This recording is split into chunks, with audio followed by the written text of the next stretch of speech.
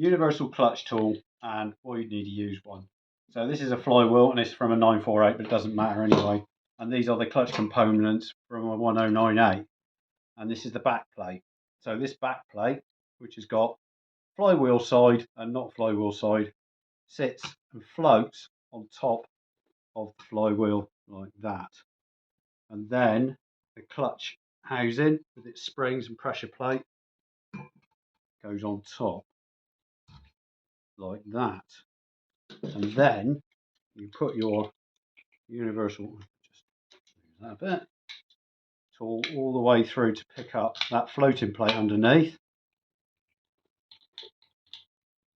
And that aligns the center of the plate underneath the clutch and the clutch housing and the input shaft, so they're all in line, and so it all sits square and straight and true, and then doesn't cause any undue friction in your clutch mechanism and on your input shaft.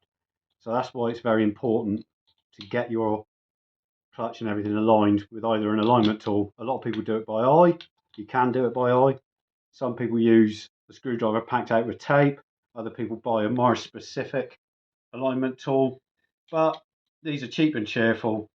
Clutch alignment tool, and as you can see, as you pull it, that splays these legs out. Those legs clip into this here. I'll push it through there like that, you'll see.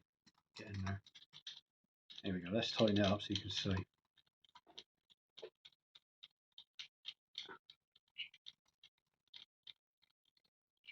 Get in there. It's a long way. There we go, it's tightening up now.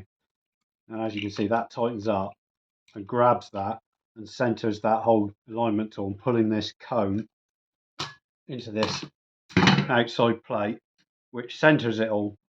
And then once it's all centered, you can then attach your clutch to your flywheel, bolt it down and refit your engine. And now we'll show you how it's done on the car. Using a universal clutch alignment tool on a Morris 1098 clutch. So there's a couple of adapters there. You find which one fits the right size in your 1098 clutch at the back there. And once you feed it through, you see this cone pulls into the adapter and starts to splay it out, which pulls this cone into the pressure plate there, pulls it forward, and when this is floating loose inside the clutch, it self-centers, so you haven't got to worry about trying to center it in any other way. And you tighten this wheel up, pulls it all together, centers the plate on the back of the clutch housing there, and then you finish tightening off and then remove the tool. So let's set it up. So let's get the wheel as far back as you can, because it's quite a deep clutch. I'm going to go as far as I can. Find the right place, push it through.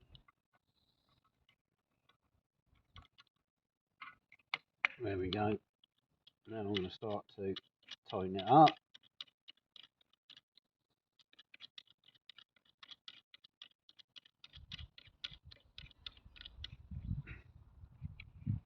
There you go, it's tightening up.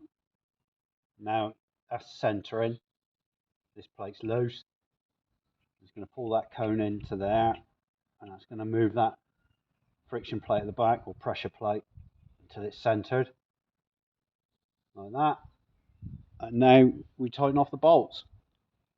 Now we've tightened off the clutch alignment adjustment tool, and all we got to do now is finish off by tightening up the bolts around the clutch housing, and we're done. So we're going to do it diagonally opposite. So I'm going to start with this nut here.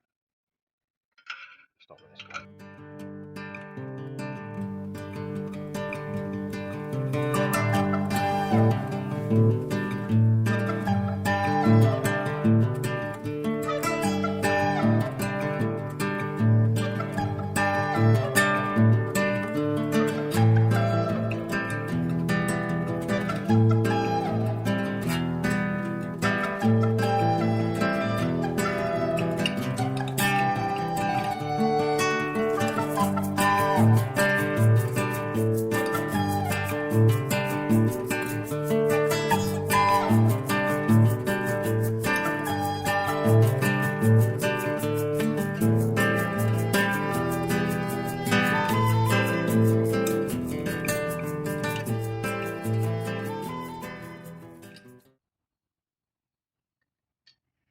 more check round. I think we're at, yeah.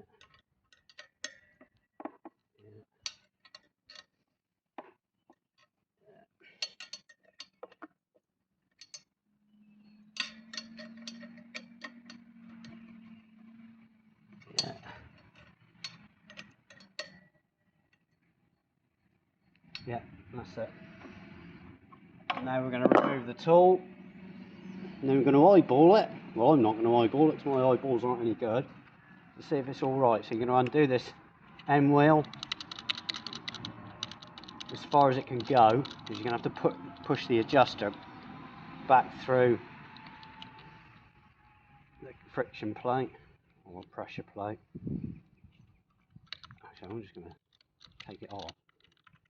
There you go, push that through. And you're going to pull it out. The cone, you're going to eyeball it, make sure it's all right. Does it look all right? I think so. I'll have another look in a minute, but yep. And there we go. So that is using a universal clutch alignment adjustment tool on a Morris 1098 clutch.